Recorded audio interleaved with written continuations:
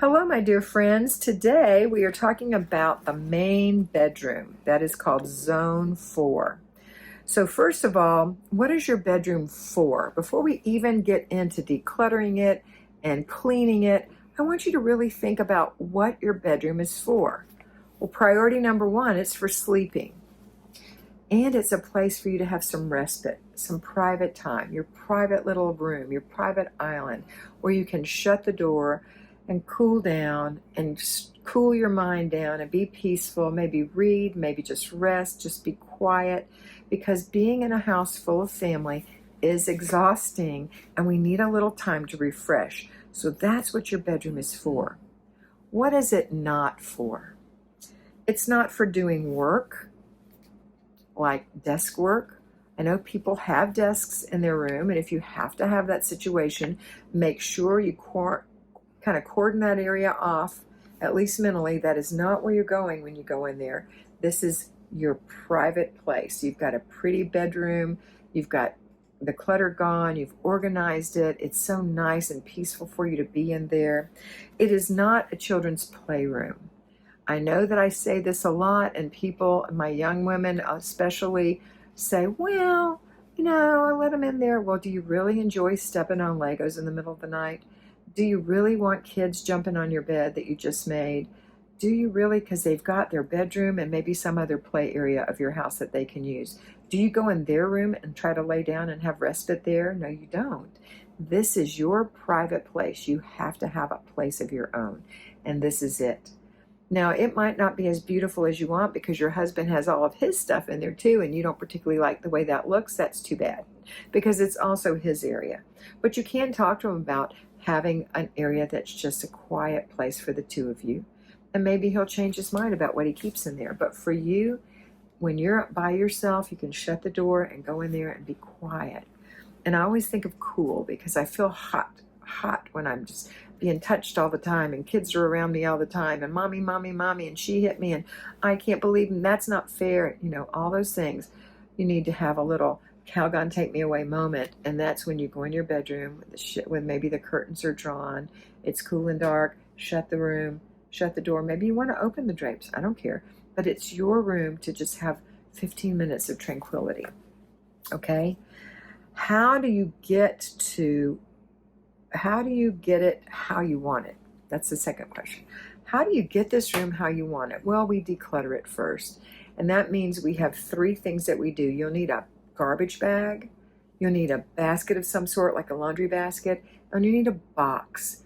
And in the laundry bag will go all the trash you find. In the basket will go things that don't belong in this part of the room or in this room itself.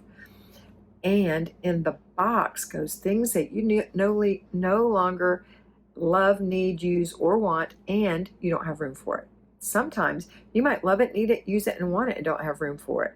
What does that mean? That means that you need to go through the things you've decided to keep and reprioritize and say, this one I really, really love, need, use, and want. This one I want. I don't use it. I don't really need it. I love it. I don't have a place for it. Maybe I need to find another place for it in another room, or maybe I really don't love it as much as I think because I never use it. So think about that. All right, so when you're going through the room, you start with decluttering papers and garbage first. So look around and see what's laying around in there. Maybe you have some coat hangers that are on the bed that need to go in the closet. Maybe you have an overabundance of coat hangers, and some of those need to go to giveaway. Maybe you have old shoes that are really worn out and they're just kind of stacked on top of other shoes in the closet that you need to throw away. No one even wants those at a thrift store. Maybe throw them away. If they're good, you can give them away. Or you can clean them up and say, wow, I love these shoes. I really need these shoes. Why haven't I been wearing these shoes? Because I couldn't find them under all the garbage in my closet. Then you get to keep that. Okay? So go through and say, trash first, then do I love it, need it, want it, and or use it? Doesn't have to meet all those priorities, but it has to have one priority with those four, one of those four. You have to have room for it. And just because you have room for it, if you don't love it, need it, want it, or use it, you don't need to keep that. Don't let fear and guilt keep you keeping things that are having this pressure on you, this uncomfortable feeling of having too much in your room, too much in your house. You can't find those shoes, for example. So we want to get rid of some things.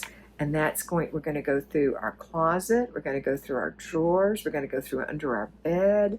If you have an ensuite bathroom, we're going to go through the cabinets and cupboards in there. We're going to go, if there's a linen closet in this area, you're going to go through all of these areas, but not in one day.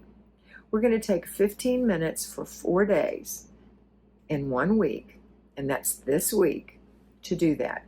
You won't get it all done in an hour if it's super bad, and it's okay. You're going to hit this room again in a month, and you're going to do it a month later and a month later, and before you know it, slowly but surely, the room is going to transform. It's the dripping of water that wears away stone. When you think, oh, this can't ever be changed, it's just overwhelming, that's stone.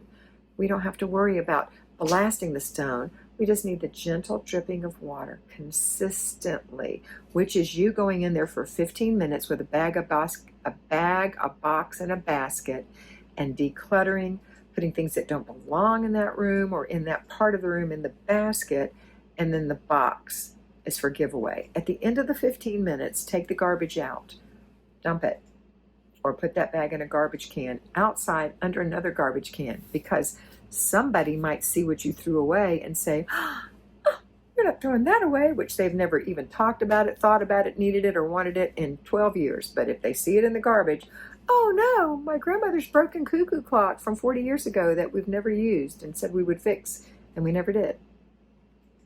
And you decide to throw it away. Who cares? They're never going to think about it again. All right? It's probably something less important than that even. It's going to be little things. Birthday cards from 40 years ago, or 12 years ago, or 5 years ago.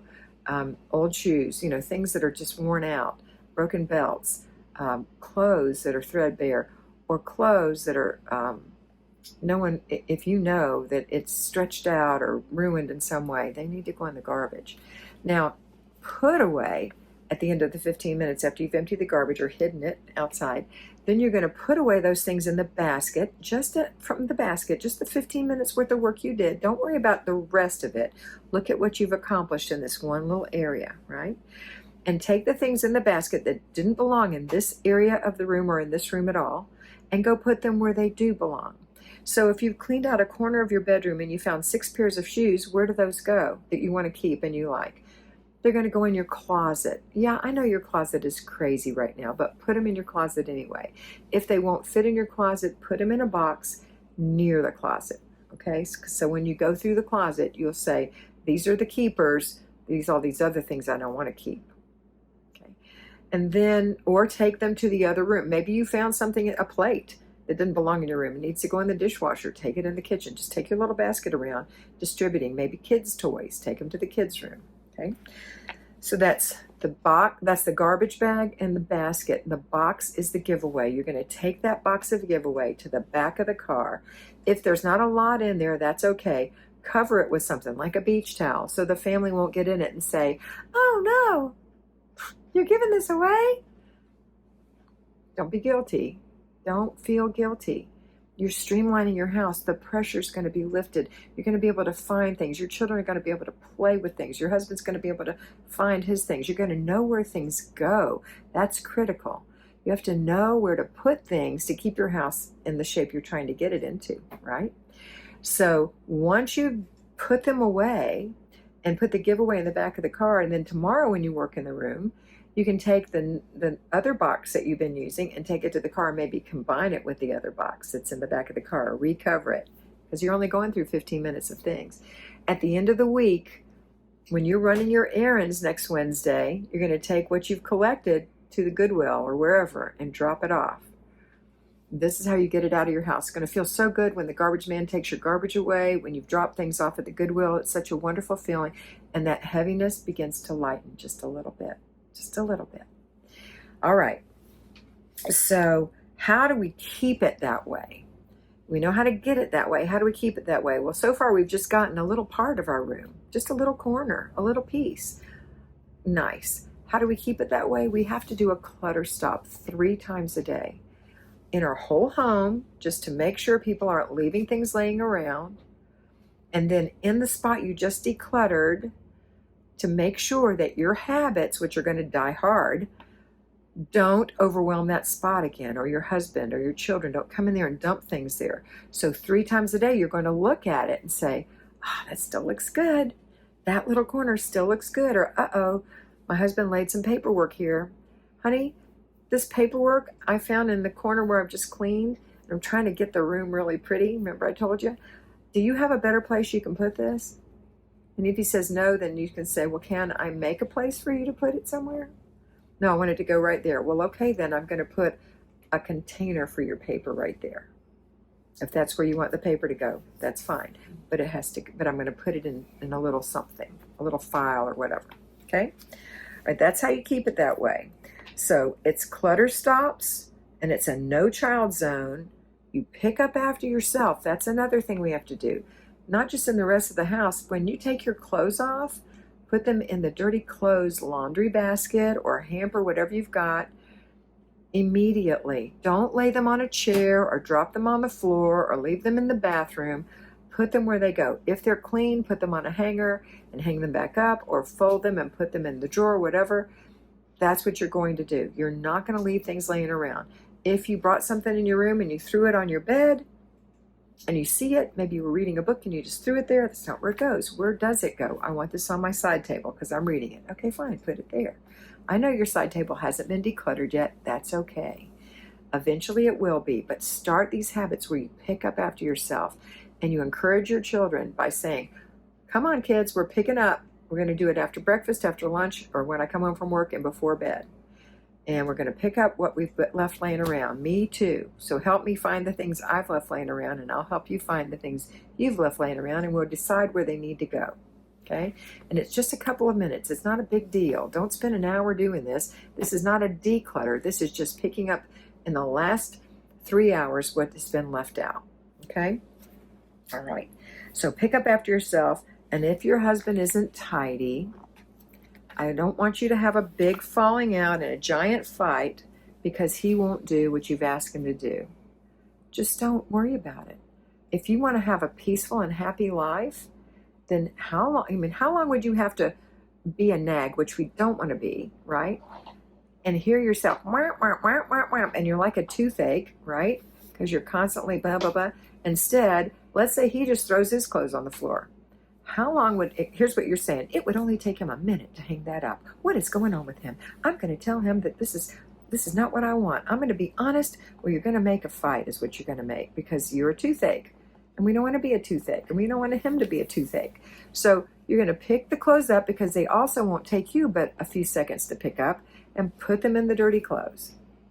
And now are you happy? Because the floor doesn't have clothes on it anymore, or whatever he's left laying around. Okay? All right, that's it for today. I hope you have a wonderful day. I hope you work on that main bedroom. You can also work in the closet and in the bathroom, but you can only work in one place for 15 minutes. Eventually, again, remember that it's a dripping of water that wears away stone.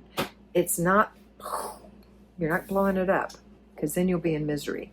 A little bit, a little bit, a little bit. Have a wonderful day, and always remember to be beautiful, because you are beautiful.